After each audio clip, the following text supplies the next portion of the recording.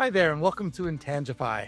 I'm your host, Matthew Asbell. I'm an intellectual property attorney by day, but we have this podcast where we talk about the intangible aspects of business.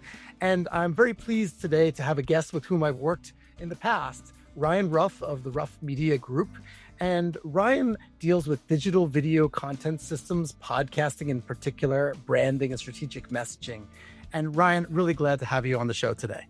Yeah, thanks, Matthew. I appreciate it. Usually I'm on the back end of productions or helping folks work through the podcasting process. So it's always a treat anytime I get to sit here in the guest seat. Well, I'm glad to have you as a guest because, in my experience in working with you, I was the person on camera and you were behind the camera, and you were really great at helping me both get over my stresses of the errors I made, as well as really kind of helping me see the big picture of what it was I was trying to do. So I want to invite you as part of this podcast today, since you're in the world of podcasting, to feel free openly, publicly here to critique and give feedback literally on me and on the way in which I do my podcast and what you know about it. Let's do it.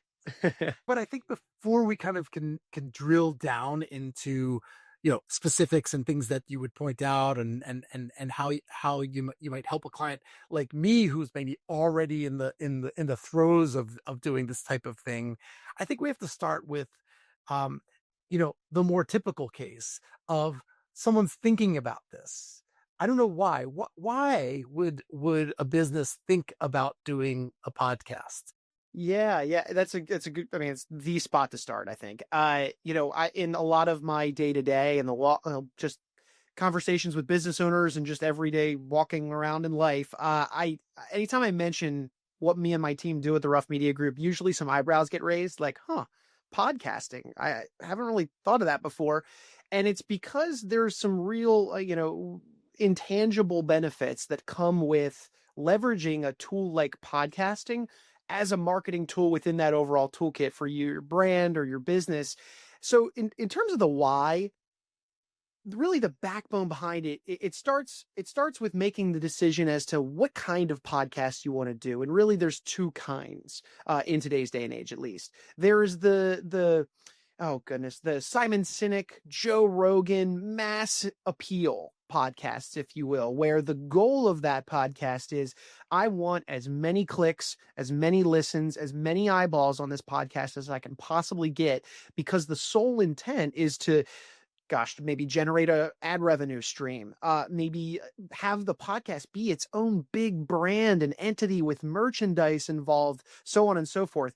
I mean, we're talking about building a podcast that becomes its own business, really. So there's that side of it.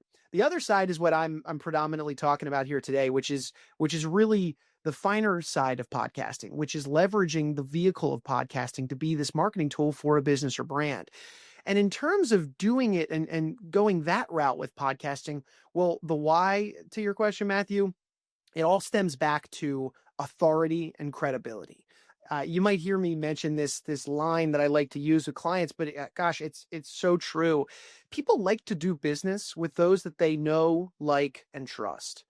And when you have a podcast, think of it as a window into someone's world.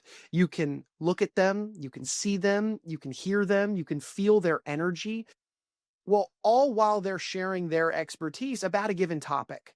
And that topic is likely, I mean, let's face it, the reason you probably clicked the play button that day was because it was a topic that pertained to your world, maybe a pain point, maybe something that just piqued your curiosity, but you are the right person for that message, for that topic. And as I, the consumer, sit there and I watch you, Matthew, on a podcast like Intangify, and I'm hearing these great conversations with folks about the intangible benefits of different business related strategies. Well, I'm sitting here, Matthew, looking at you as definitely an authority in this space, somebody who is, speaking to the needs that I have. And when you leverage a podcast like that, over time, you're showing up, right? That's a huge part of marketing. You're showing up in front of somebody on a recurring, consistent basis and establishing kind of a pseudo level of credibility within them. But then also, if the content itself, those conversations, if they're good, and their strategy behind them on the pre-planning side of things, well, that's where the authority piece creeps in. And before you know it, your audience is looking at you thinking, well, they're not just a solution to my pain point or problem. They're the solution. Matthew's the guy for intellectual property, needs, because I'm seeing him constantly. There's no other option on the table because I can see you, I can feel you, I can witness that expertise with every episode you do. So that's probably the backbone of the why, Matthew. We can get into more, but that's I'm kind of scratching the surface of it. But really, the backbone of using a podcast as a marketing tool is that positioning yourself as an authority within a given space and giving yourself and your team, your business, a platform to demonstrate expertise. I really appreciate that answer, Ryan. And coming back to inviting you to critique me for the benefit of our audience here, I wanted to raise something, right? Because um right, if the reason why I should be doing the Intangify podcast is to, let's say, well, to show my expertise in intellectual property, then it seems counterintuitive, and I would love to see what your comments are, that my podcast topic is not intellectual property. It's something that touches on intellectual property sometimes, but it's not, right? Because a podcast is not, I mean, it is about the host, but it's really about the guests. Yeah, yeah, and I get asked this question a lot because sometimes it can feel redundant, if you're a business owner, you jump on a podcast and you're talking about the services that you offer and your own expertise every single time you press the record button, right? So I have a prime example of this as a client that I've been working with for almost a decade now. He's in the wealth management business, and we started doing just that. When we launched the podcast, it was very centered around the wealth management topics that mattered most to his clientele, right? The frequently asked questions, the heavy hitting topics based on, timely tax code changes, you name it. But as time went on, we made a strategic shift to address exactly what you're mentioning. And that was bringing in a fresh new approach to the content overall and via guests from different walks of life, from different industries. Because if you think about that audience, right, and it's very much probably the audience of this show as well, and the folks that are looking to better themselves with the expertise and information of other people from other great industries and walks of life. And in their case, a wealth management, audience, they're very much the current clients, maybe prospects. These are successful business owners, ultra high net worth individuals that are also looking to better themselves and listen to interesting conversations. Well, wealth management topics are going to get stale at the end of the day. Sure, there's a value to them, but at some point they're going to get stale. So we started bringing on unique guests from different walks of life because we recognized that our audience valued the expertise of others from these different walks of life. So to your point about Intangify, the reason I'm sitting here right now speaking to your audience is just that. It's a very valuable tool and service, frankly, that you're bringing, extending invitations to your professional network and really allowing an audience to kind of step into your world for a hot second and listen to some of the great folks that you've associated with over the years, share their respective views on, today, yeah, we're talking about a marketing tool, but so many different things. So I think it's extremely valuable, Matthew. Yes, while, to walk my comment back for a moment, yes, I'm sitting here talking about podcasting being a great vehicle for somebody to demonstrate their expertise or talk about their business. That's, I feel like, part of the solution. That's the foundation, if you will, of any given podcast. Because if you establish that credibility and that expertise, you're giving somebody a slice into your business and your world, and they feel like they know you a little bit better. So then once they know you, once they feel connected to you, now they're excited to meet the people that are in your circle via the guests on your podcast. So I hope that speaks to it a little bit, and I'm sure we can pull this thread a little further, but that's a big part of it. That definitely speaks to it, but I think it is a difference in the sense that your client you were discussing is someone who started out saying, okay, we're going to do my topic, the thing that I know, and then you transformed that over time, right, into this broader reach for the guests. I know when I started this podcast, and I don't know, and I welcome you to tell me if you would have done it differently or any thoughts you have. But when I started this my immediate thought was, gee, nobody's going to want to hear me every month blather on about this highly technical legal thing that a lot of people don't understand, that don't understand why they need it and whatever, or what it is or why it's valuable, or any of those things. Um, like those people who want to hear that, those are the ones who like sign up and have a free consultation, right? They're the ones who want to have a conversation about, okay, why should I do this? What is it? What should I do? Etc. From the outset, when I established this podcast, it was, I know people don't want to hear that. They may be interested in that in some context. How do I take what it is I do and relate it to a larger audience, the masses of who I want to know, right? The businesses out there. So is that a logical thing to do? Is that what someone starting out a podcast should do? It all comes back to strategy, right? And you got to identify what your goal is for the podcast. Who is it that you really want to speak to? What do you want to say? What do you want somebody to, after they listen to an episode, walk away thinking or feeling? That's probably the foundational component to any good podcast. From there, you work back. So then now we talk about, okay, what are the topics we want to cover based on our goal of what audience members are leaving with? So if your goal, and while sure, intellectual property solutions might be a highly technical conversation, and there might be a niche audience looking for those types of conversations, that doesn't mean there's not an audience that's looking for those conversations. So it's a matter of identifying, is that exactly who I want to speak to, or do I want to broaden that horizon a little bit and have more broad conversations that are more wide reaching? And clearly your team made that decision, and I think it is completely fine to go either way. It's just a matter of necessarily identifying exactly who your intended audience is and then going after them in a strategic manner when it comes to planning out these episodes. There's not really one right way or wrong way. Actually, there are wrong ways. Don't get me started. There are wrong ways to do this, of course. But when you have intentionality behind who you want your audience to be, I think that is a foundational aspect to all this. Then maybe there isn't so much of a wrong way, because you know who you're going after, you know who you're speaking to, and you know what you want to talk about because you know what their pain points are. You know what they're interested in.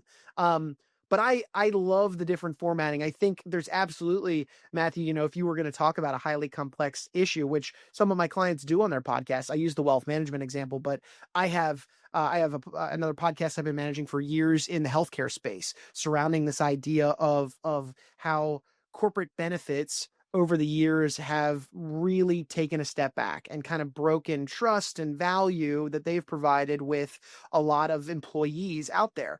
And there's so much red tape, if you will, within the relationships between, healthcare providers, the corporate entities themselves, the benefit structures. These are highly complex topics that a very small audience is ultimately interested in.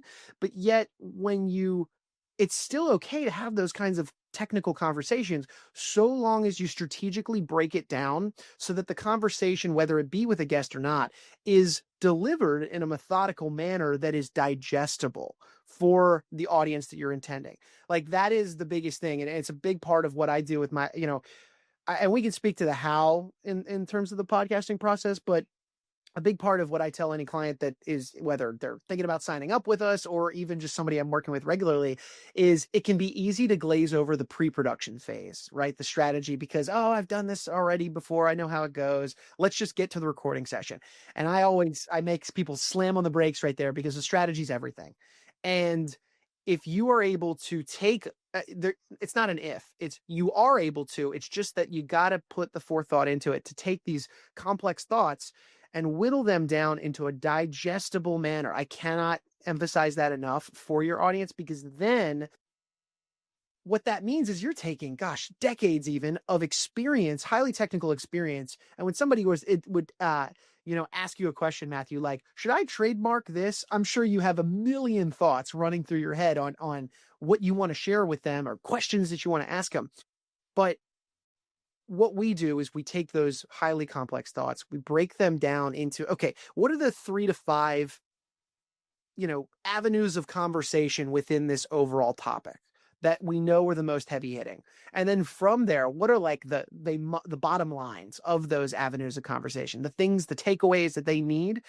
And then if we can break those down, well, now we've made this highly complex discussion, this very digestible thing for the everyday person or the intended audience that you have looking. So that's my long-winded way of saying there are multiple ways to do podcasting, but don't necessarily write off I have a highly complex nature to my business. I work in wealth management. I work in healthcare. I work in intellectual property, and nobody's going to want to listen to that. I would clap back and I say the right audience is going to want to listen to that. And in fact, if you're appropriately demonstrating your expertise in a methodical way that is digestible, then people are going to keep coming back because you're now this source that's an authority, like I spoke to, that they know, like, and trust. All fair points. The thing I'm going to push back on, if you're someone in a business or in an industry, if you're someone like me, the time spent producing, planning,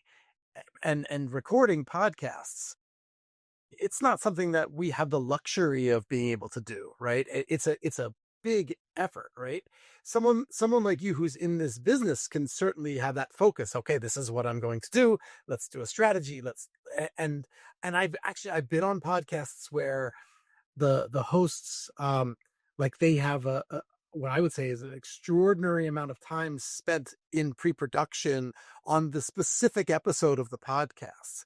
Like, I don't do that. And and maybe that is against the strategy because it's not possible. You have this kind of balance between, do I get into a highly technical topic, prepare it, and do a presentation, with a guest on that drilled down chunk that people can understand that will help them, which I think you were describing, versus do I just let people see the person behind the expertise? Which means we do podcasts like this we have good conversations. Good, we don't know what is good, and we don't know where it's going. We only have a sense of some of the things that we'd want to cover. And by your being here and my being here on this podcast, we give people a sense of who we are. And then they're like, I feel like I could talk to that person. Yeah. Two big things there. It's not that you're winging it, but I like to just call that the wing it mentality, right? Which is a fun way to do podcasting. It's fun. It's fun to sit here and yes, we're demonstrating areas of expertise, but we're also having some fun and letting the thread of conversation go whichever way we want to.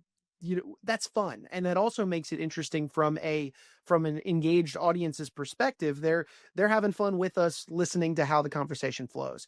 However, I think there's a beautiful blend between the two, between having a strategic outline and also allowing the thread of conversation to take shape.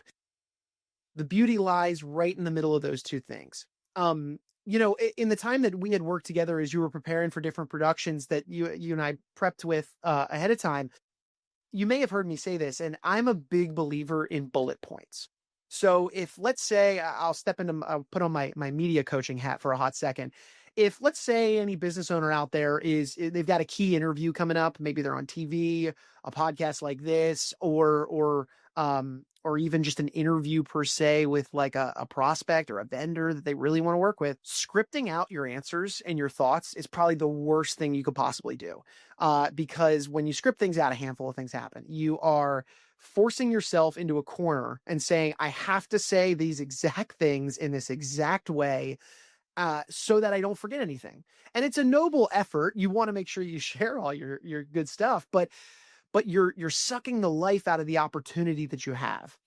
And when you do misstep and speak out of turn, you're done for. You've lost your train of thought or your memorization on the given script, and now you're flailing.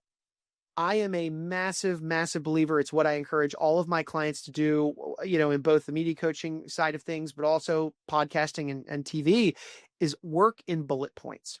So Matthew, coming on here today, I knew we were going to have a conversation about, I don't know, a few specific things. And I had a bullet point or two for each of those things. And when I say bullet point, I mean just that. I mean a word or a sentence of basically it's a prompt for me. It's not a script, it's a prompt. I knew you were going to ask me, why should somebody consider podcasting? I mean, that's one of the biggest conversations I have regularly. And I've got a few bullet points, and it's what that's meant to do is spark original thought. And when I have original thought, that means yes, I'm not going to answer that question the same way, in the same shape, with the same words every time I'm asked it. I get that. I'm willing to sacrifice that for the ability for my audience, for those listening, to feel my authenticity, to feel my genuine response and my energy surrounding this, because that means so much more than saying the right words in the right way in the right cadence. So when I talk about pre-planning and strategy, that's a really big component that I wanted to make sure I shared with your audience, because there is such thing as too much planning. There absolutely is. You need to have a level of creativity and flow, because if I put a bullet point in there, I might share my authentic reaction, like I just mentioned. And me being authentic in that moment might give the person on the other side of the camera or table a follow-up thought or a follow-up question that now takes us down a road of conversation that, sure, we may not have planned for, but it's valuable nonetheless to our audience. So that's why I say there's a beautiful blend between allowing room for the conversation to flow and pulling the thread, but also having some strategic bullet points that you do want to hit, but it's okay how you get there and how you hit them. But one other thing I want to speak to is the time aspect that you mentioned. Timing is tough. I have this conversation a lot with business owners. The last thing I want anybody to do when they come work with the Ruff Media Group is feel like they're purchasing a part-time job. That is not what we're having anybody do here. Yes, there takes a level of forethought and very early stages of production to get any podcast or show or content system, as you used those words earlier, off the ground. Our team, we do the whole design elements for the back, the production and branding of a given show. We want to bring the show to life from a visual perspective. We want to talk about content strategy. What are the various topics we want to hit over time moving forward? And yes, that takes an early onset amount of time, right during, like, I guess you could call it an onboarding phase of somebody launching a podcast. But once somebody settles into the rhythm, like you have, I mean, we're sitting down, this is podcast number X for the show, and you're in a routine and a rhythm, and now it works for your schedule. That's a big part of what me and my team have focused on doing. In fact, over the last decade of us doing this with clients, this has been a big part of it, because let's face it, Matthew, let's call a spade here. Marketing efforts are usually like the ninth or 10th thing on a business owner's to-do list, and understandably so, right? You've got a business to run, revenue, sales, your key client relationships. These are all more important things, but marketing is valuable. And it's okay if it sits on that ninth or 10th to-do list, but that means in your mind, you're thinking, I only have X amount of time that I want to dedicate to this per month, per year. And me and my team are well aware of that. So what we always say to clients is, if you can give us 2 hours a month, we can give you a fantastic product that is strategic, but allows you that wiggle room to be creative and have that free-flowing conversation. All we need is maybe an hour to plan those bullet points, to plan our questions, to plan the conversation with room to breathe, and then an hour or so to record. From there, my team and I, we handle all of the post-production work. We handle, of course, the live production. You've got a producer on here with us today, making sure audio and video are looking and sounding good. That's great. I always recommend having somebody doing that, because it takes the burden of production off of you, and you can focus on having a great conversation with your guests. So I know that's a lengthy answer, but I wanted to speak to the time commitment, because that is a big component. It doesn't have to be this massive undertaking that I feel like business owners might think that comes with launching a podcast.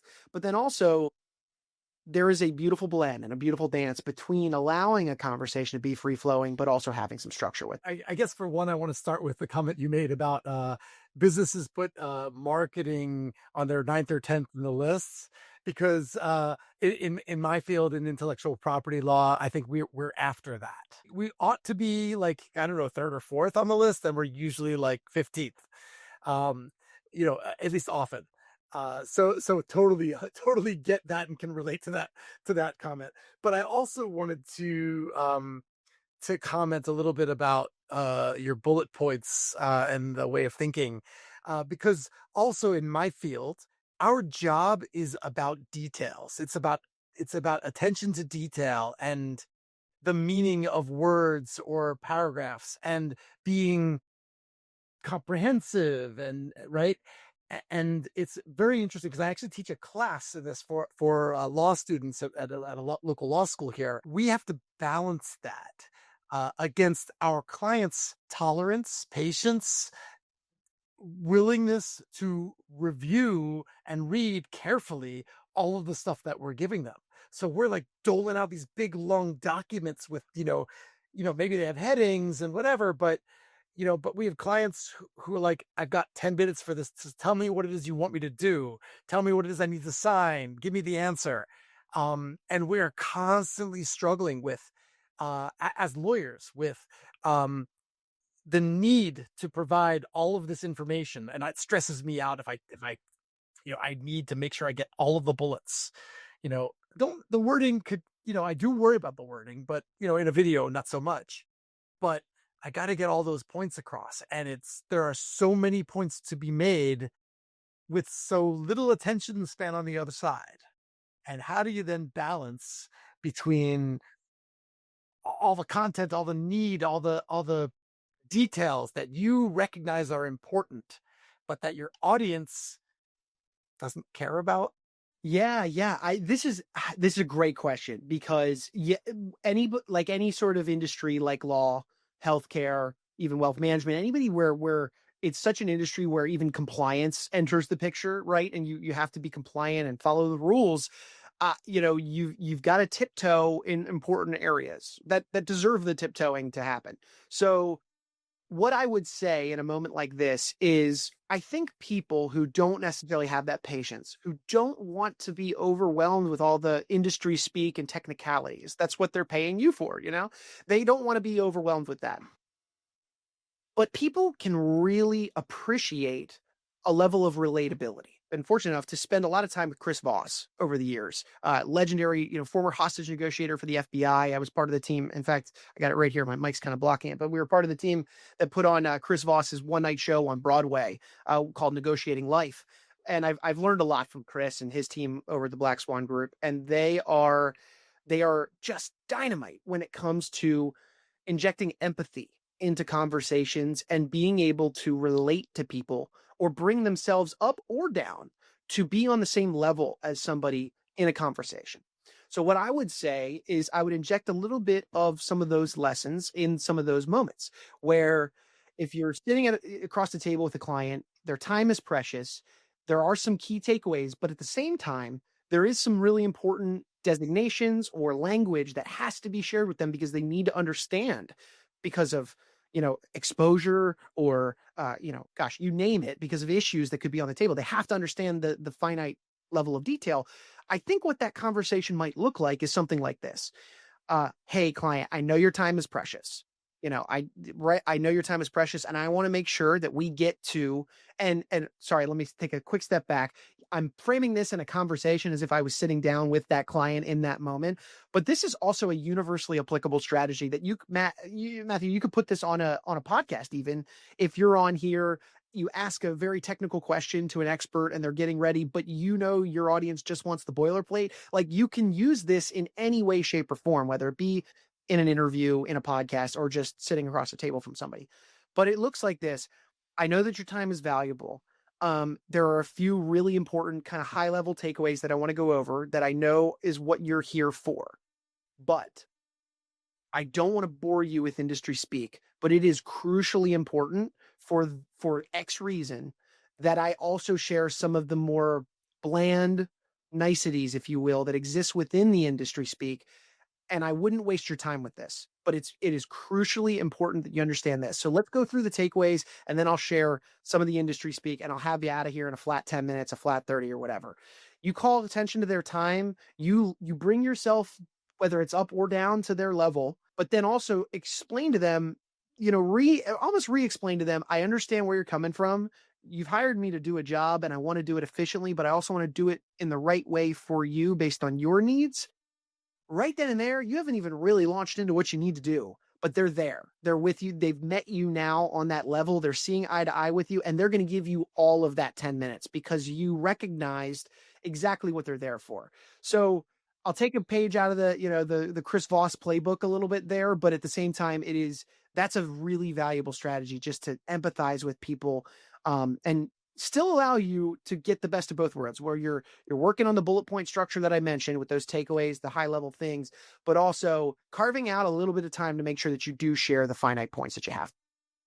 So I definitely agree with the, empathizing, and I don't know how well I use that strategy from day to day, but I certainly endeavor to. The thing that was going through my mind as you were describing that was, okay, that is addressing, I have things I need to convey to you. And there's how I'm going to convey those things that I need to get you to pay attention to all the things I need to tell you, right? There is another element in the world of business, in the world of law, that of communication that is extremely important, which is expectation setting. And you've addressed that by calling out the elephant in the room at the beginning and saying, "Hey, I know you're here for this, and this is what I'm going to cover for you." But there's another part of it too, right? Like, how does this fit into the scheme of what it is we're doing together? Bigger picture, costs. What's the process going to be? And we're getting far afield, so I want to come back to podcasting. But I find that it's a struggle between the details of the issue we're trying to address, of the specifics, and the big picture. How does it fit in with our relationship and what we're trying to do together, and what you're comfortable with doing together?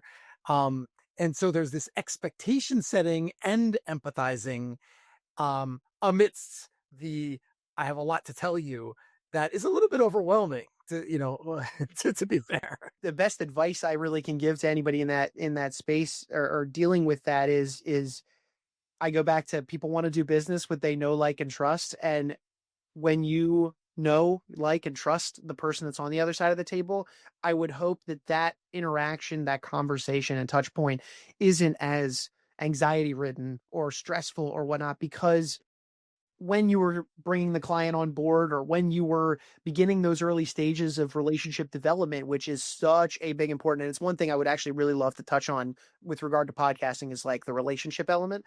But when you can forge a great relationship, it opens the door for a more relaxed ability to have those conversations and to do business overall. But I hear you. It's that can be tricky. I mean, when you've got somebody that really there's one foot in the door to listen to what you have to say, but the other foot stayed outside the door.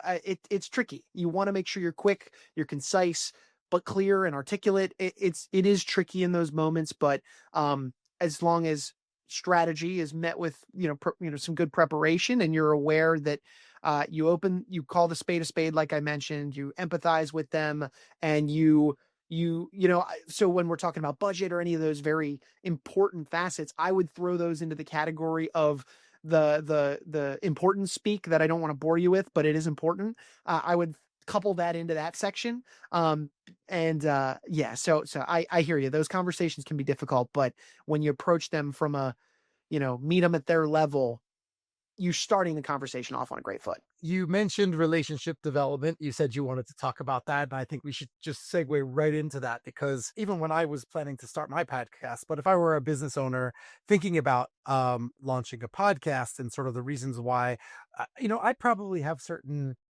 preconceived notions about what it is and what it's supposed to accomplish. And there are some, and I'll include myself among these, and which is why I kind of set my podcast up the way I did in the first place. There are some that view podcasts as basically a glorified advertisement. And I'm sure you're going to have issue with that. Can you tell me, how is it not an advertisement, and how does it help establish relationships? I hear you loud and clear. And I agree. It can be easy for a business entity or a brand to make it feel like an advertisement if they're not actively planning for it to not be an advertisement, which takes effort. It's my team and I, we talk about this a lot. Whenever, I joke, whenever a client, or even myself or some of my team, we feel like I feel like we're talking about ourselves a lot right now. You know, it's like lean into that. Like you're probably right at that point in time. So let's get back to the topic. Let's get back to, why somebody's here. They're not here to talk about how successful the business is. They're here to talk about the topic at hand. So you're not wrong. That is definitely an element of it that is a tug of war. You want to make sure that you're always putting the topic first and not yourself, because it can be easy to talk about yourself. Everybody enjoys doing it. To the relationship side of things, though, this is where, when you're doing that effectively and it's not sounding or feeling like an advertisement to somebody, the approach is, we, the podcast, the brand, the business, are bringing value to you in the form of information, in the form of expertise. Not talking about the business we've done and the success we've had, but the guest that's coming on. You feature it around the guest, or you feature it around stories. Let's say you don't have a guest. You're talking about the 5 things you need to do before you sell your business. Well, yes, that's more expertise driven content that isn't involved a guest from a third party, a different realm of industry or anything like that. That's more information based, but there's a way to do that and convey that information without it sounding self-serving. I mean, there really is. It just comes back to using the power of maybe stories, client stories that you've worked on in the past that don't necessarily have to be success stories. They can be failures. It's okay to be vulnerable and share those moments. But as long as you are setting the precedent early and often from with your audience, that this isn't about an advertisement for my business. This is about providing value for you. You can even say that in your intro. Hey, we're back with another episode. And, what we always aim to do here on the show is bring interesting folks on to have great conversations so that you walk away with some nuggets that might make a difference in your world or your business. If you just flat out state your mission with the episode, you've broken that tension. You've broken that window of, is this an advertisement, immediately right off the bat. So call a spade a spade. I think that's a big part of it. But when you do that, and you do it effectively, and it doesn't feel like an advertisement, now you've entered this space where you can really establish and build and nurture relationships with two different groups of people, if you will. I know you're going to be interested in the second one in particular, because the first one's the obvious one. It's your audience, right? Obviously, you want to build an audience. You want to nurture the relationship with your audience, because unlike most marketing efforts, podcasting allows you to have a window into your target audience, for them to feel that energy that we talked about earlier, to feel that expertise, to absorb information and walk away with like actual value. It's not I'm scrolling through social media, or I get an email blast that just says textual information that like I could read it or not. No, a podcast is a window into somebody's world and their energy and all those things. It's a very effective piece of marketing content that allows me, the audience, to form a relationship with you, the podcast, and feel that relationship. How often, do you follow celebrities, or you follow various, moguls in the industries that you look up to, or people that you look up to. And over the course of time, you feel like you almost have a weird pseudo relationship with them, because you've watched this play out so often, and you've listened to them speak so often, and you felt that energy. Well, that's science. That's a real thing that's happening because you're seeing them so often. They form that real connection with you. So that's a big part of the podcasting and relationship building, is just by simply having good content and it not feeling like that advertising piece that you spoke to, it allows your audience to feel like they're developing this genuine relationship with you. And it also, I can speak to this in a little bit, but it also really pre-qualifies your audience. Like, let's say a prospect finds their way to your podcast, they feel connected with let's say maybe the expertise that we've shared, or your energy or whatnot, and they want to potentially open up a dialogue with you to maybe do business down the road. Well, they're coming in very pre-qualified, because they already know you, they already feel you, they already they relate to you. They've got that relationship kind of pre-established. The second audience segment is a really intangible one that I wanted to bring up on the show, given the nature of the show, and that is your professional relationships. A lot of people don't necessarily think about this when they launch a podcast. You have the ability to really nurture some professional relationships via a podcast. What does that look like? It looks like this. Let's say I have a podcast. I have I've been pulling the wealth management thread for a little bit, so I'm just going to stay on that one. let's say I've got a CPA that I tend to work with sometimes whenever I have a highly complex tax related issue with the person whose estate I'm managing the money for. And I bring them into the fold when I need them. But they've been doing some work. I love the work they're doing, and I would really like to do more business with them. Well, here's what this looks like. I approach them and I say, "Hey, you've been so helpful in the few times that we've worked together, and I feel like my audience, the people that are in my respective atmosphere, could really benefit from hearing what you have to say and your expertise. So I have a podcast, and I'd love for you to be our featured guest on an upcoming episode. I'd want to talk through, maybe that case that we worked on recently, but I also want to talk through some of the finer points that are coming up with these tax code changes or this estate tax, that the sunsetting of that might be happening. A few things are happening in that request. That's a very flattering request, for somebody to be invited to share their expertise with your audience. I mean, I'll call, again, a spade, Matthew. I was flattered that you wanted to have me on to the podcast today so that I could talk about my wheelhouse with your just awesome audience of business owners and those looking to better themselves. That's a flattering invite, and I feel grateful to be here. Well, that your person that you're trying to nurture a professional relationship with, they're going to feel exactly what I'm feeling in this moment. But you take it a step further. You make them feel welcome. You give them the platform to speak upon, allow them to demonstrate that expertise. And a few things are going to happen on the back end of that. They are excited because they just got to open up their expertise to a whole audience segment that they weren't originally talking to, which is your audience. But the flip side of that coin is that you just got the opportunity to also showcase your podcast to their audience. And here's why. After a given episode takes place, what me and my team like to do is a little surprise and delight, as I like to call it, is we create a whole suite of social media marketing material surrounding every episode that we do for clients. So static image graphics, snackable videos, quote cards, all sorts of good stuff for social media. Well, we go and gift that to the guest and we say, "Hey, really appreciate you taking the time to come on the podcast. We're getting ready to release the episode here in a few days, but we wanted to gift you all of the marketing material that we developed for this episode. No pressure. Don't feel inclined that you have to put any of this out on social media. We just wanted to make sure you had it in case you wanted to." That's how we frame it up.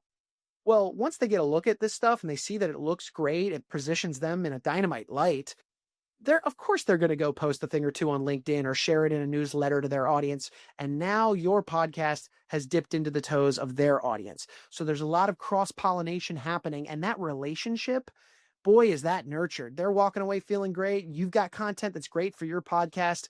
And there's the opportunity for further collaboration down the road simply because of a great offer to have a great conversation on a podcast. And so I always want to make sure I bring that up when it comes to like relationship building and nurturing, because it's something that's intangible that most people don't think about.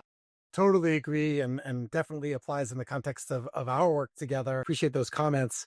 Your comments about the snackable videos and things that you gift to the guests definitely was inspiring for me, because that's not something I do very much of. We inform them the podcast is coming out, maybe give them, a photo or a short video or something, and that's about it. But like the quotable stuff, the what you call a quote stack or something like that, Quote cards. Yeah. Yeah. quote cards, yeah, like that stuff that you can take. We go to all this effort, and maybe we go to less effort if we work with someone like you, because you facilitate that. But nonetheless, we still spend our time putting together this hour of content.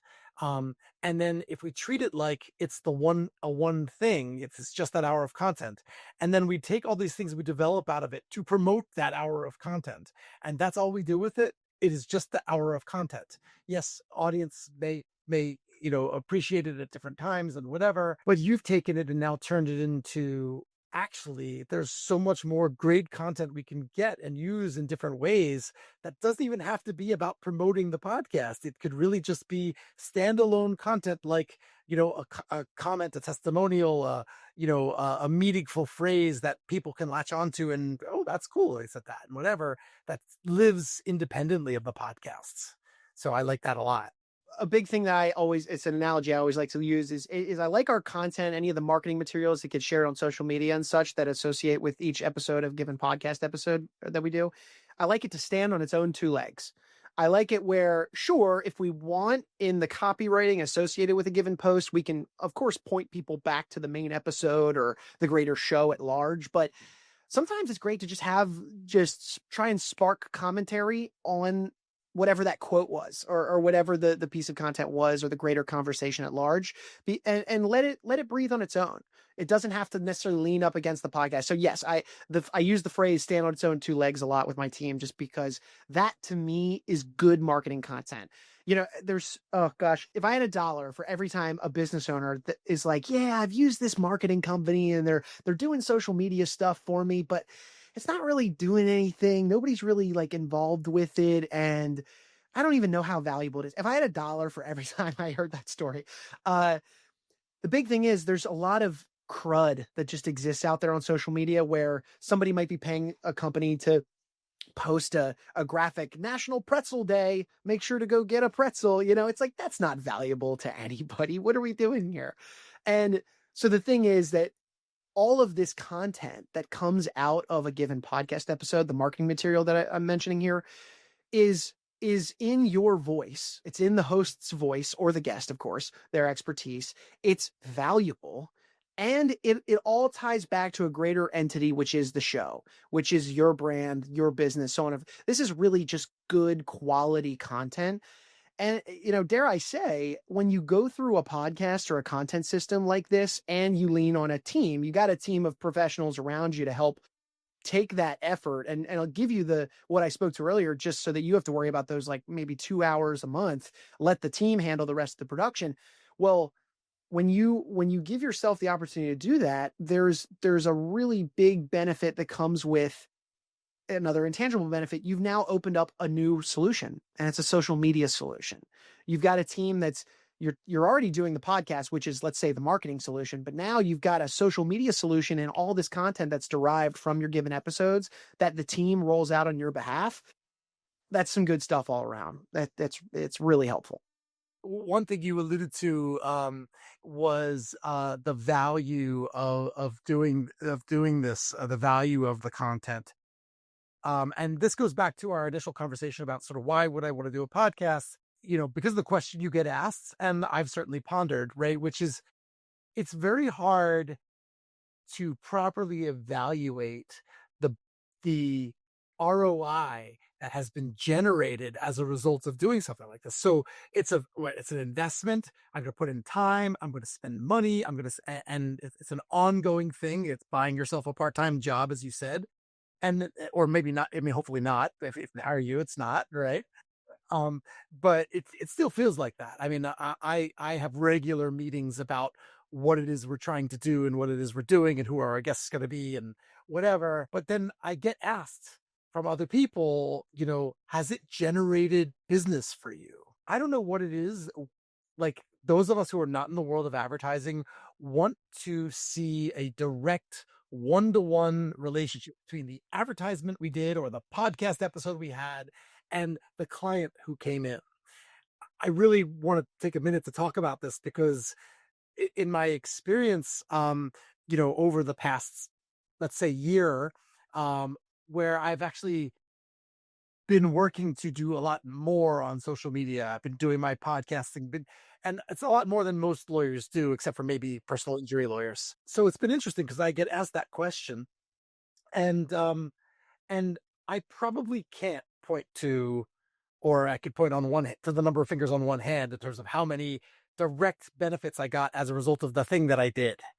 Um, but I have had conversations with existing clients, potential clients that were thinking of hiring me, and people who I just know in the industry, literally in-person discussions where I go somewhere and say, oh, they come up to me and they go, oh, I've been watching your podcast. Oh, I've seen your LinkedIn content, which shows that it's registering with people. And advertising, I think, I'm not an advertiser, but advertising, or let's use podcasting not synonymously, is essentially about repeat connection so that you're present of mind when people do have a need. They think of you, right? So you need that presence of mind. And if people are coming up to you like they are to me hey, I've seen your podcast. Hey, I've saw your social media posts, whatever it is. And you keep hearing that over and over again. And I must have heard it about 20 times in the past month.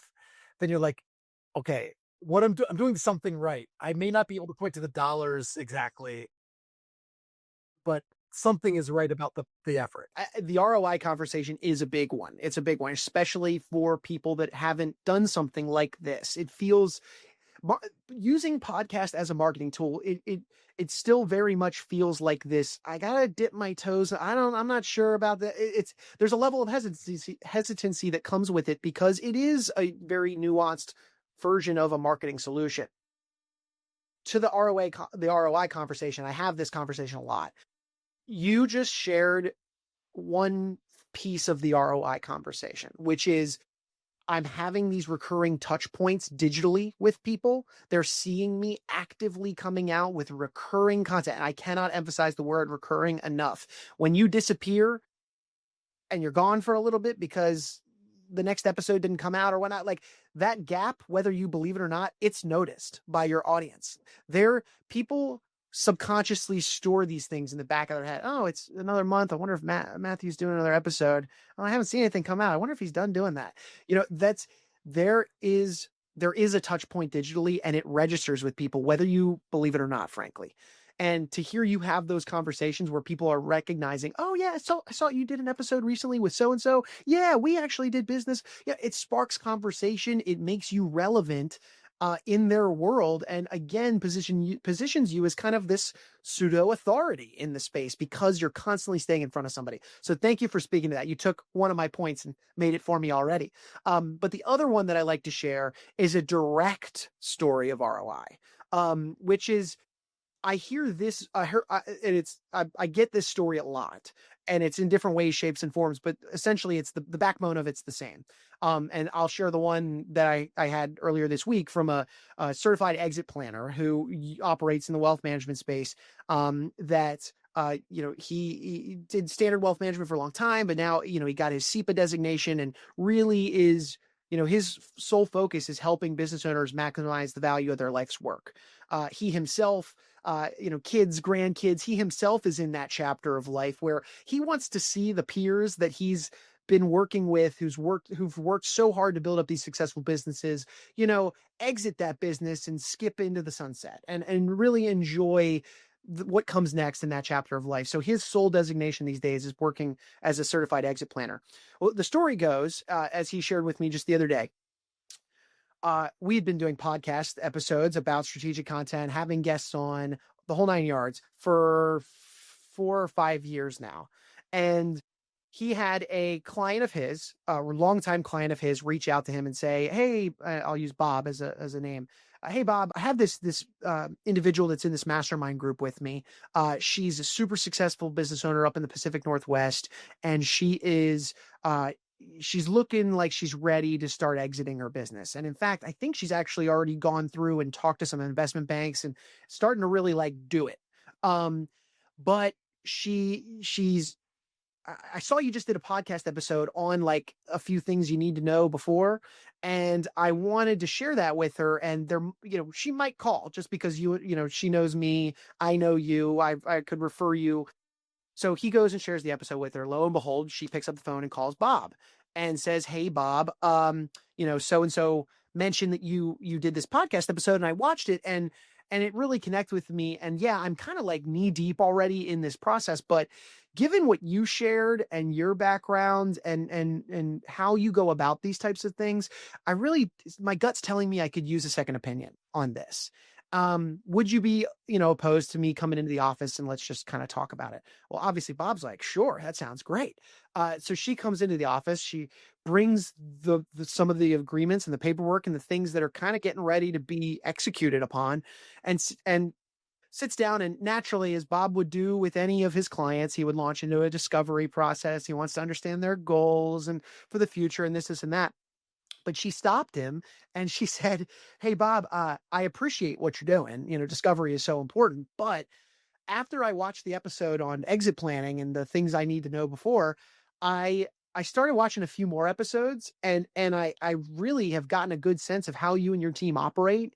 And I really feel like today I'd rather I get all that and I'm on board and I like what I'm hearing. So I was really hoping that we would spend the time today, like digging into this folder of papers in front of me so that you and I, I can really get that second opinion from you on, am I doing this right?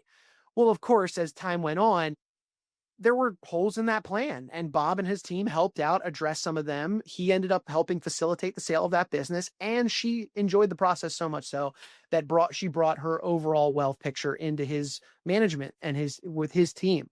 And I mean, that conversation, that referral, the existence of those podcast episodes, well, it paid for the services and far beyond because of that, what that brought in for his business.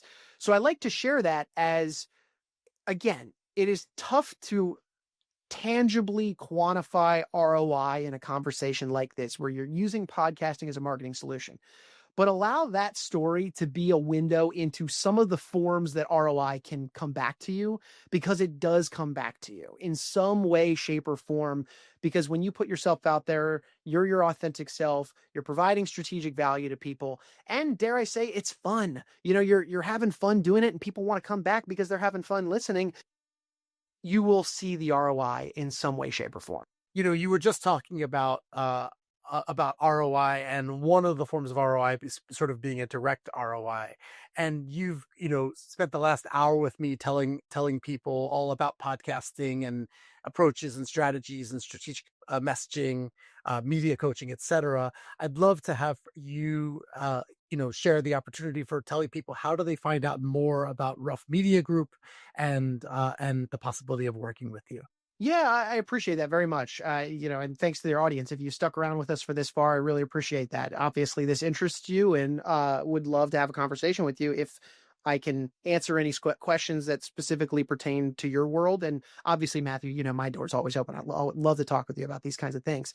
This was fun. So the Ruff Media Group is a newer entity. It's something that I've been very excited about for a long time. I worked at one of the world's leading branding agencies for almost a decade doing exactly this.